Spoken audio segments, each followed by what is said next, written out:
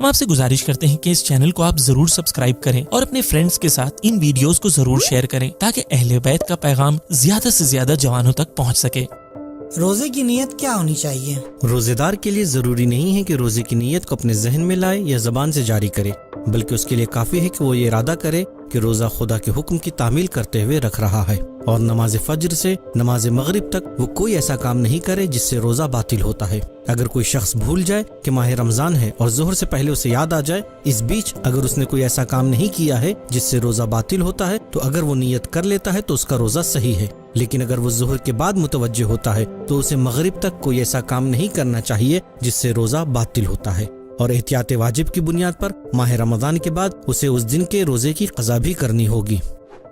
Please note, اگر ماہ رمضان کی ابتدا میں ہی آپ نے ارادہ کر لیا ہے کہ آپ پورے مہینے روزہ رکھیں گے تو یہی ارادہ پورے مہینے کی نیت کے لیے کافی ہے، اور ہر روز کی الگ سے نیت کرنا ضروری نہیں ہے۔ کیا کوئی روزے دار ماہ رمضان میں کسی غیر مسلمان کو کھانا دے سکتا ہے؟ پوچھے گئے سوال کو نظر میں رکھتے ہوئے اس میں کوئی حرج نہیں ہے۔ میری بیٹی اسی سال بالغ ہوئی ہے تو اس کے اوپر روزہ واجب ہو گیا ہے، لیکن وہ روزہ رکھنے کے لیے بہت کمزور ہے، تو ایسی صورت میں اس کی کیا شرعی ذمہ داری ہے؟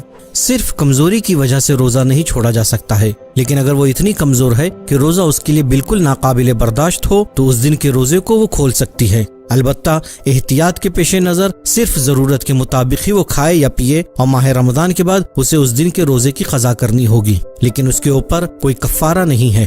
اگر کسی مومن کو یہ علم نہ ہو کہ جان بوجھ کر حالت جنابت میں چلے جانے سے روزہ باطل ہو جاتا ہے اور اسے اب پتہ چلا ہو، تو ایسی صورت میں اس کی کیا شرعی ذمہ داری ہوگی؟ اس پر لازم ہے کہ ان روزوں کی قضا کرے، اور جب تک اسے اس بات کا علم نہیں تھا کہ حالت جنابت میں جانے سے روزہ باطل ہو جاتا ہے، اس پر کوئی کفارہ نہیں ہے۔ اگر کسی روزہ دار کو نیند کی حالت میں احتلام ہو جاتا ہے یا منی خارج ہو جاتی ہے تو کیا اس کا روزہ صحیح ہوگا؟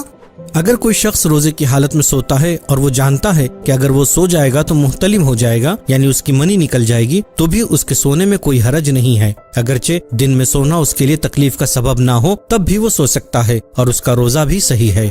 اگر کوئی خاتون حاملہ ہے تو کیا ان کو روزہ رکھنا چاہیے؟ ان کی کیا شرعی ذمہ داری ہوگی؟ پریگننسی کے آخری مرحلے میں حاملہ عورت پر روزہ واجب نہیں ہے اگر اس کے لیے یا اس کے بچے کے لیے نقصان یا ضرر کا سبب ہو، اور ہر دن کے بدلے اسے 1 مد یعنی 750 گرام اناج فقیر کو دینا ہوگا، اور بعد میں اسے چھٹے ہوئے روزوں کی قضا بھی کرنی ہوگی۔ اور اگر پریگننسی کا آخری سٹیج نہ ہو لیکن روزہ اس کے لیے نقصان کا سبب ہو یا ناقابل برداشت ہو تو روزہ اس پر واجب نہیں ہے، اور ماہ رمضان کے بعد اسے چھٹے ہوئے روزوں کی قضا کرنی ہوگی، اور اس پر کوئی کفارہ بھی نہیں ہے۔ دونوں ہی صورتوں میں اگر اگلے ماہ رمضان تک وہ چھٹے ہوئے روزوں کی قضا نہ کر سکے تو احتیاط واجب کی بنیاد پر اسے ہر دن کے بدلے ایک اور کفارہ یعنی 750 گرام اناج فقیر کو دینا ہوگا۔ کیا پیریڈز کی حالت میں خواتین 7 آیتوں سے زیادہ کی تلاوت کر سکتی ہیں؟ پیریڈز کی حالت میں قرآن مجید کی 7 آیتوں سے زیادہ پڑھنے میں کوئی حرج نہیں ہے، اور بعض فقہا کے نزدیک 7 آیتوں سے زیادہ پڑھنا مکروہ ہے، جس کا مطلب یہ ہے کہ اس تلاوت کا ثواب کم ہے۔ اور منتھلی پیریڈز کے دنوں میں قرآن کے 4 واجب سجدوں والی آیتوں کا پڑھنا حرام ہے۔ واجب سجدوں والی آیتیں یہ ہیں: سورہ سجدہ آیت نمبر 15، سورہ فصلت آیت 37، سورہ نجم آیت 62، سورہ علق آیت 19۔ اگر قرآن کے صفحے یا ورق کے اوپر پلاسٹک یا کوئی کور لگا ہے تو کیا ایسی صورت میں بغیر وضو اس کو چھونا جائز ہوگا؟ اگر قرآن کے اوپر گلاس یا ہلکی پلاسٹک یا کوئی چاندی کا ورق وغیرہ ہو اور قرآن کے حروف اس کے نیچے سے ظاہر ہوں تو بغیر وضو کے اس کو چھونے میں کوئی حرج نہیں ہے۔ پلیز نوٹ، عورتیں پیریڈز کے زمانے میں بھی اس طرح کے قرآن کو چھو سکتی ہیں، مثال کے طور پر قرآن موبائل یا کسی دوسری ٹچ اسکرین پر ہو۔